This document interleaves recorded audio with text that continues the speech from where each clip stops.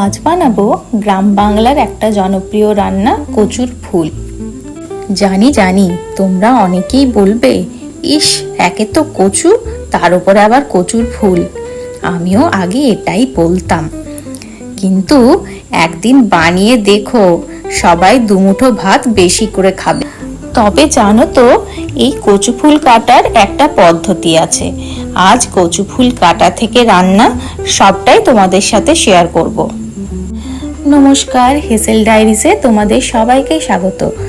নতুন নতুন ঘরোয়া রান্নার রেসিপি পেতে আমার এই চ্যানেলটিকে অবশ্যই সাবস্ক্রাইব করে রেখো।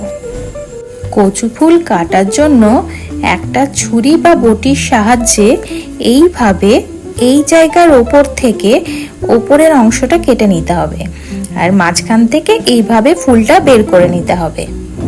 এভাবে সব ফুলগুলোকে বের করে উপরের অংশটা ছুরির সাহায্যে ছোট ছোট করে কেটে নিলাম।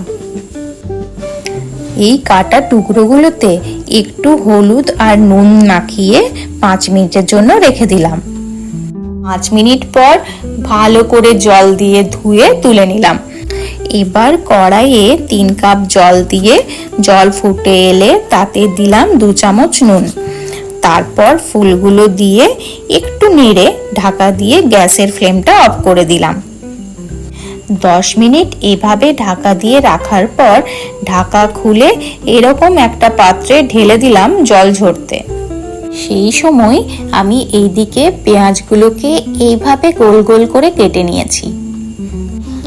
এরপর গ্যাসে কড়াই বসিয়ে তাতে সর্ষের তেল দিয়ে তেল গরম হয়ে এলে তাতে কালো জিরে ফোড়ন দিয়ে কেটে রাখা পেঁয়াজগুলোকে দিয়ে দিলাম।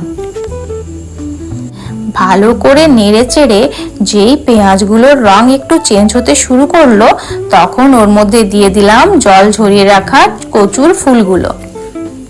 আবারও ভালো করে নেড়ে চেড়ে নিয়ে দিলাম পরিমাণ মতো নুন ও হলুদ গুঁড়ো। আবারও ভালো করে নেড়ে চেড়ে গ্যাসের ফ্লেম কমিয়ে কিছুক্ষণের জন্য কুকড হতে দিলাম। যেহেতু এটা আগের থেকেই সেদ্ধ হয়ে আছে, তাই 5 থেকে 7 মিনিটের মধ্যেই এটা পুরোপুরি তৈরি। এবার ওপর থেকে দিয়ে দিলাম পরিমাণ মতো চিনি ও 2টো কাঁচা লঙ্কা কুচো করে। তোমরা যে যেমন ঝাল খাও সেই অনুযায়ী ঝাল দেবে। এবার ভালো করে নেড়ে চেড়ে নামিয়ে নিলেই রেডি সামনের ভাতে খাওয়ার একটা টেস্টি রেসিপি। গরম গরম ভাতের সাথে এই রেসিপিটা একবার বানিয়ে খেয়ে দেখো, বারবার খেতে ইচ্ছে করবে। আর রেসিপিটা কেমন লাগলো আমাকে জানাতে কিন্তু ভুলবে না।